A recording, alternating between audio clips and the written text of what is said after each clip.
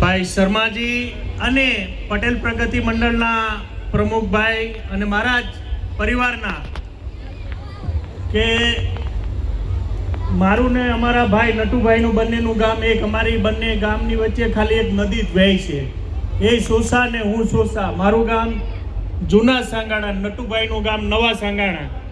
એટલે મારા પરિવારના મારા ભાઈ આજે ત્રીજા સમૂહ લગ્ન સંસ્થાથી અને ટોટલ 12 સમૂહ લગ્ન એમણે કર્યા. આ 3 સમૂહ લગ્નની અંદર એમની સાથે ભાઈ શ્રી કોળી, ભાઈ ધુમડિયા સાહેબ તેમજ સમાજના અન્ય ભાઈ શ્રી કોળીભાઈ,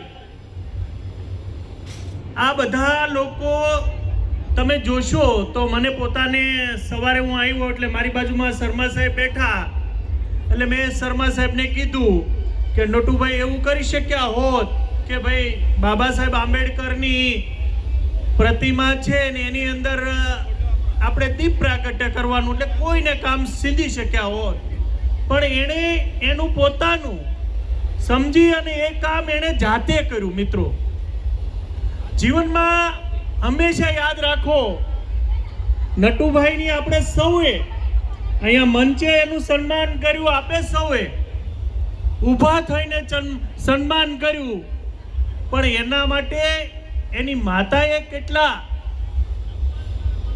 કષ્ટ, કેટલી વેદનાઓ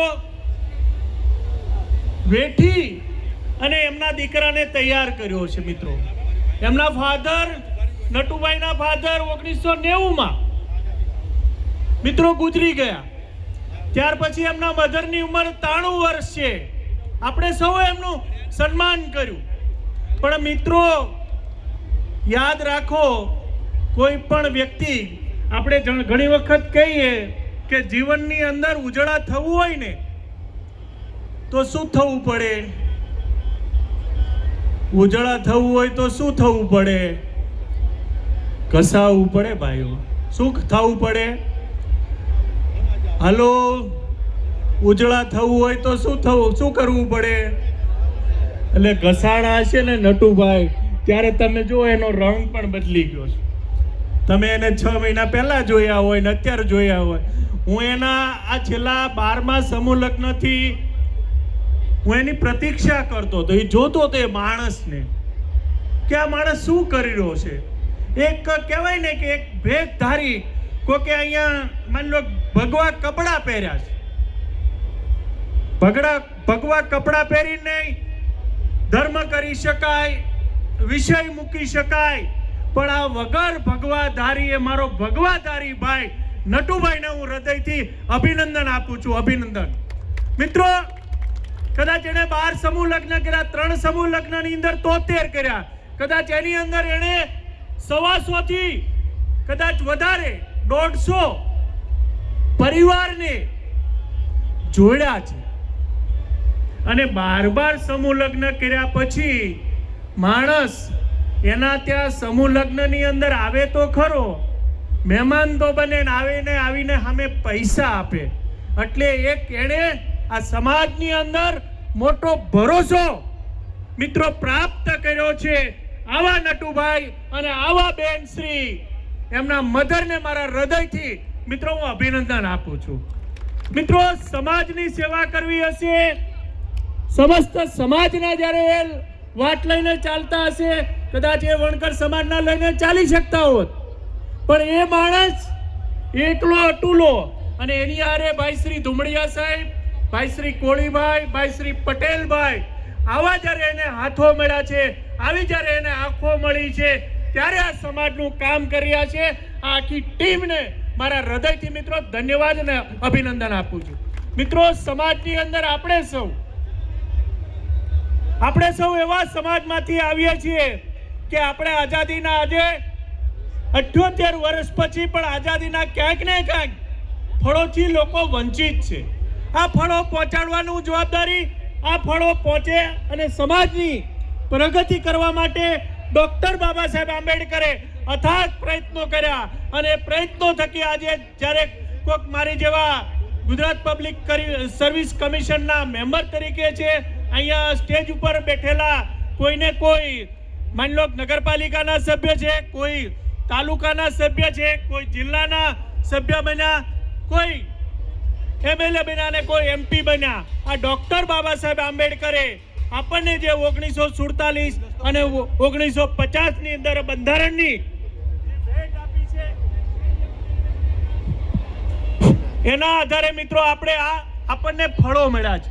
મિત્રો આપણે પણ જવાબદારી છે કે ડોક્ટર બાબા સાહેબે આપણને જે બંધારણ આપતા અને જે અભ્યાસ કરતા એને એના જીવનની અંદર અમે તારીખ 15 તારીખે માતા રમાબાઈ આંબેડકર જન્મ જયંતિની ઉજવણી મિત્રો સુરત ખાતે કરી. અને આ જન્મ જયંતિ ઉજવણી કરવા પાછળનો અમારો હેતુ એક જ હતો કે આપણે આપણા સમાજને જાગૃત કરવા છે, આપણે આપણા સમાજને દિશા આપીએ છે, આપણે આપણા સમાજને પ્રગતિમય બનાવવો છે. તો આપણે સૌએ એ માતા રમાબાઈને એટલે યાદ કરવા પડે કે એને એના જીવનની અંદર તમારા અને મારા માટે એમણે એમના 4 દીકરાઓને બલિદાન આપ્યા. આ બલિદાન આપવામાં ડોક્ટર બાબા સાહેબ આંબેડકર જેટલા જ માની લો કે જે કર્મ કર્યા, એ અભ્યાસ કર્યો, સમાજની ચિંતા કરી, એવું જ એને મુખ્ય પ્રેક્ષક તરીકે માતા રમાબાઈ એને મુખ્ય પ્રેક્ષક તરીકે એક સપોર્ટ આપતા હતા. અહીંયા જ્યારે મારી માતાઓ અને બહેનો જ્યારે સમૂહ લગ્નની અંદર જોડાય છે, તો હું મારી માતાઓ અને બહેનોને અને એટલું કહેવા માંગુ છું, અહીંયા જે સમાજના વેવાય પક્ષો બન્યા છે, સમાજની અંદર ચડતી ને પડતી તો આવશે, પણ આપણે ચડતી ને પડતી ને સંભાળી અને સમાજની અંદર જે તમારી સાથે જે તમારો સગો બન્યો છે, તમારો જે વાલો બન્યો છે, એની સાથે સુમેળ કરી અને સમયની સાથે મિત્રો આપણે સૌએ ચાલવું પડશે.